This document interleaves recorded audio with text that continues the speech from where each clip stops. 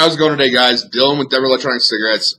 Today I wanted to bring you the newest in the Asmodus take on the DNA, which is going to be the ONI 167. So, the ONI came out with a 133 chip about, I want to say about 9 months ago, maybe a little bit longer. My timing might be a little bit off right there. I have mine right here. Absolutely adore this mod. Brings back the old box style mod, which is phenomenal. Getting away from some of the different designs that are coming out now. But as we all know, Evolve dropped the DNA 250 chip. So the DNA 133 was a DNA 200 chip with a dual 18650 battery sled on it. So therefore, it lowered the wattage output because obviously you can't pull that much wattage out of two batteries. They wanted to make sure it was an accurate an accurate power supply to the chip. So when the DNA 250 came out, they dropped the DNA 167 in a two battery mod and a dual 18650 mod. So this right here is the ONI 167. This is the bright stainless steel one. Fingerprint magnet to the max, but it is gorgeous. Just absolutely gorgeous. Still have that Delrin front on it. I've heard some mixed reviews on that. I love it. I think it's awesome. I think it feels great. It has good grip on it.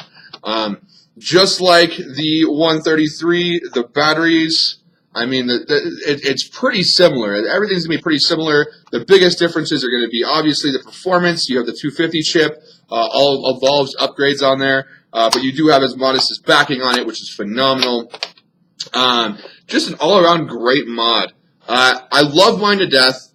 I've used it pretty much daily since I've gotten it. My 133, that is. I'm getting ready to get a 166 here pretty soon. Again, just like any DNA mod, you do have eScribe.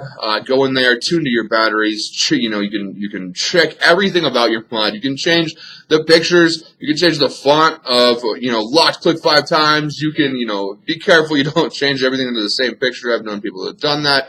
But I mean, it's a completely personalized mod. That is the chip. That is the big win for Evolve on their DNA chips, is they are your chip. They become your chip as you go in, and you can tune everything to your batteries, to your peak voltage, your minimum voltage. You can peak amperage, minimum amperage, screen styles. Everything is completely customizable to you, for your mod, for your vape, for your preferences.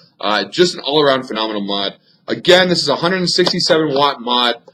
It is going to have a 9 volt maximum output, which is good because Ohm's law out of 2 18650 says that at max you're probably getting about 8.4. So it's good that they don't go too much above that, because obviously you can get problems there. It's going to pulse after about 8.4. You also do have the temperature control, like everything else, Spring 510.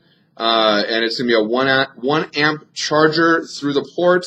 Obviously, it's best for your batteries to use an external battery charger. I always try and say that whenever I have a pass-through mod. I try to make sure people know that it is best to charge your batteries on an external battery charger. Make sure you're keeping track of your batteries. Make sure they're okay. All the wraps are fine. Inside the box here, you do get a nice little guide to that. In fact, you get a little battery guide down here all the way at the bottom that tells you what not to do with your batteries. So you can see that right there. Anything's wrong with them, get new batteries. Batteries are our number one concern here for safety. All those news stories, 99.9% of those are going to be user error due to battery misuse or just poor performance out of batteries. So you got to make sure that you're careful with it. It is a high performance mod, but it is an absolutely phenomenal piece. Nice little ONI logo right there. It's just an amazing mod, and definitely come on in and check it out.